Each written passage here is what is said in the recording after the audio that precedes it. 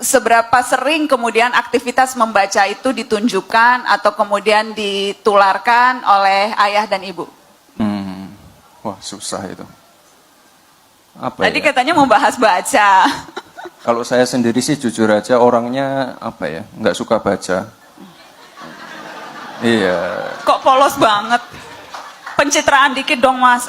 Jangan, ya apa adanya dong. Enggak, kalau saya sih suka baca, sukanya baca ini apa, komik itu jelas lah. Terus Komik apa? Kopingho. Ya apa aja saya bacalah kalau komik. Terus apa? Kalau artikel-artikel ya paling artikel-artikel ringan lah. Komik, buku-buku ringan gitu ya, Iya, buku-buku majalah. ringan. Topik-topiknya apa biasanya? Soal bisnis ya? Yang paling saya suka itu ini apa, ya semacam ini apa, kalimat-kalimat motivasi tapi Oke, catatan Najwa gitu ya Mas? berat itu berat. Masa berat Nggak, sih?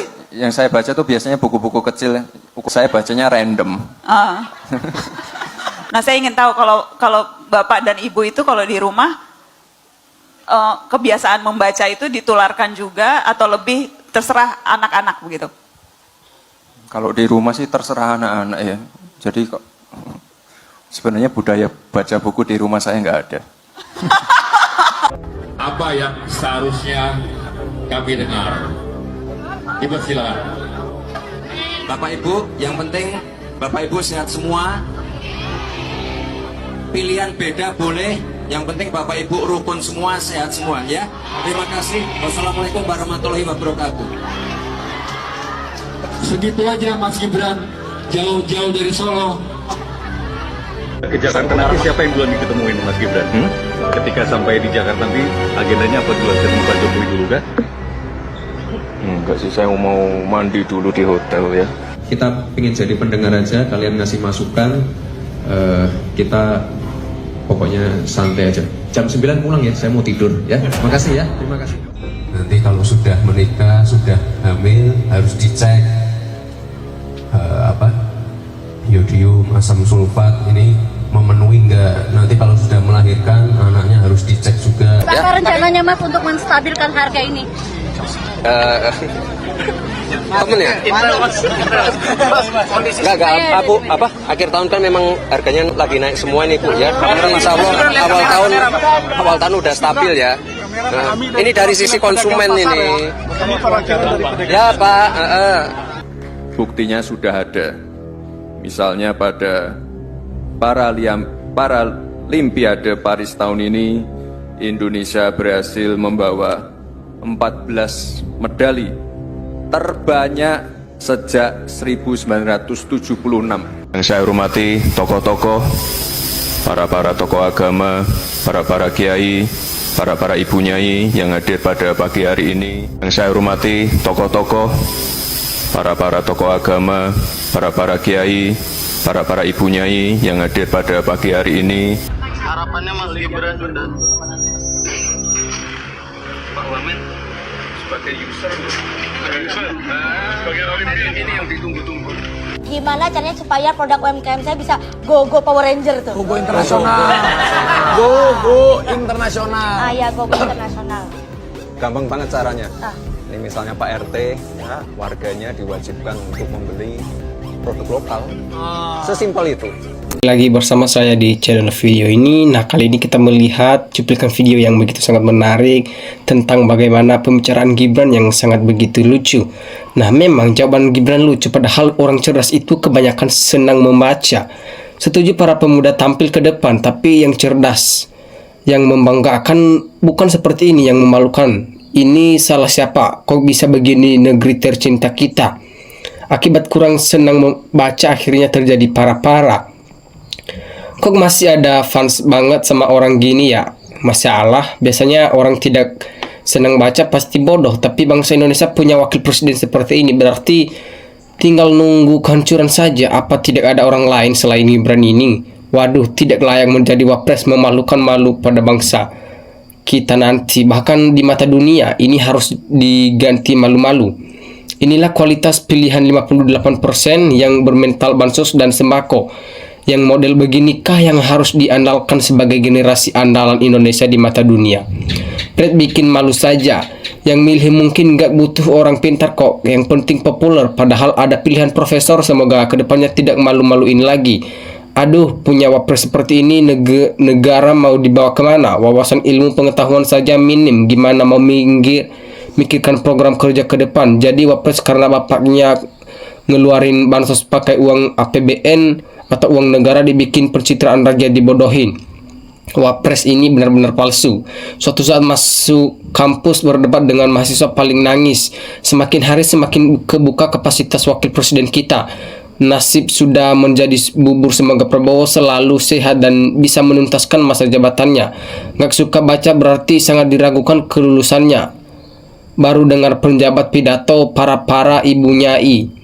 Yang milihnya bertanggung jawab seumur hidup dan akhirat, yang memilihnya menanggung dosa jariah seumur hidup, kelak dipertanggungjawabkan di akhirat. Yang bukan ahlinya tunggu kehancuran, waspadalah.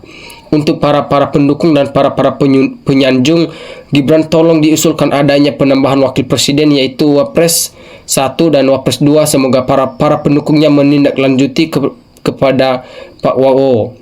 Indonesia itu jumlah penduduknya lebih dari 250 juta, cari wakil presiden aja kok sekelas Gibran, parah.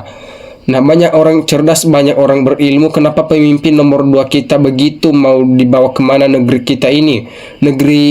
Negeriku dijunjung tanduk, lindungi negara kami Allah, beri negara kami pemimpin yang benar, punya kualitas yang begitu baik. Nanti baru kali ini di Indonesia punya wapres macam pelawak. Pak Prabowo pecat para malu dengan rakyat yang menonton pidato Gibran atau patah lucu. Ya Allah, maafkan kami, ini adalah dosa-dosa kami, berikanlah pemimpin yang bagus. Nah, punya wakil presiden begini, amat sekolahnya di mana masih banyak lebih pintar. Inilah hasil pilihan orang-orang yang dibodohkan rezim, akibatnya negara ini wapresnya seperti ini.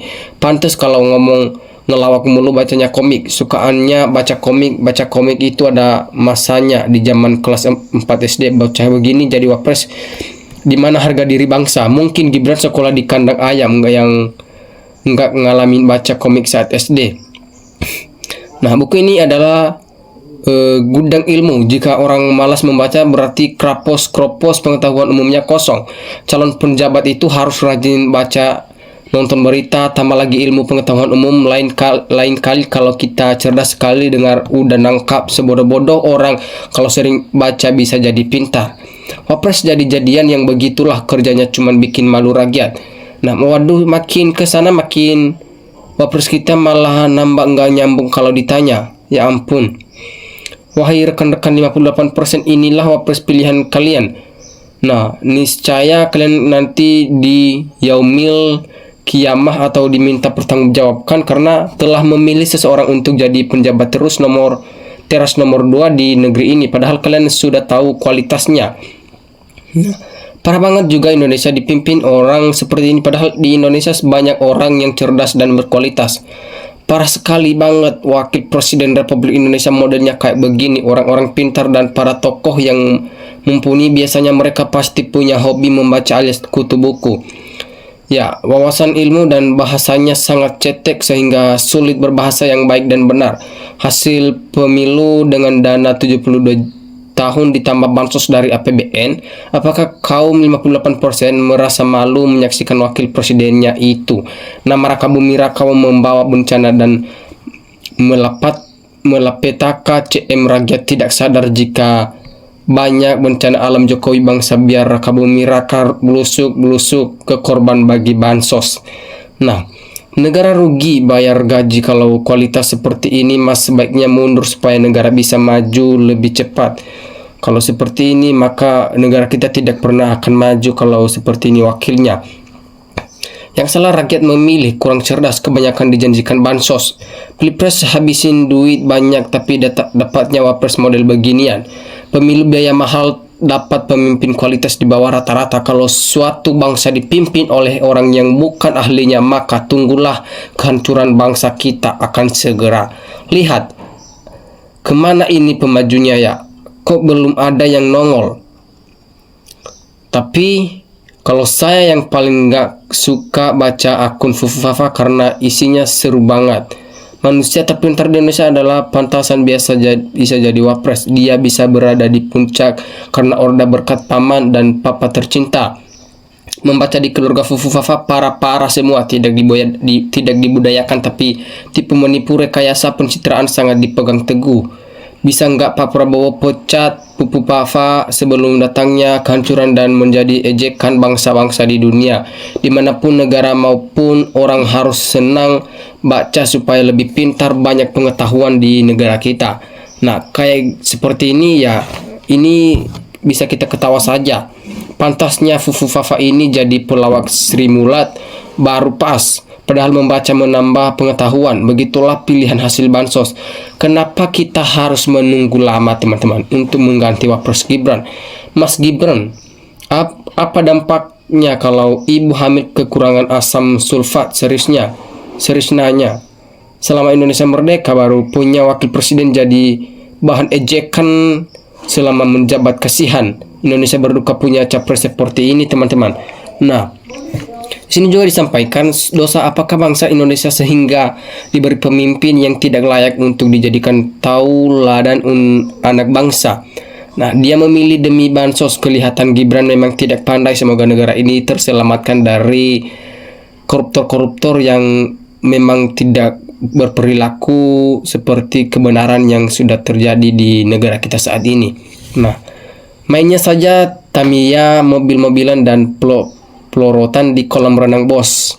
Ya, tapi kekeh banget pingin jadi wapres. Harusnya menyadari skill mengabdi ke negara tidak harus jadi penguasa. Banyak kok yang bisa dikerjakan untuk memajukan negeri. Saya rakyat kecil, malu mendengarkan mau jadi wapres tapi tidak suka baca begini. Mana cara dia menjalankan tugasnya? Akhirnya cara baca parah sekali. Ini contoh para orang pintar yang akan diartikan sampai angkasa Indonesia akan mencapai Indonesia emas dengan parah sekali ini. Kalau setiap ada wawancara seorang wakil presiden, saya malu mendengar jawabannya sekelas tamatan SMP. Mas Gibran ini bilang lulusan di Singapura dan Australia. Ternyata ini kualitasnya sudah kita buktikan pada saat ini. Nah, oke teman-teman, sekian pembahasan kita kali ini dan terima kasih kepada teman-teman.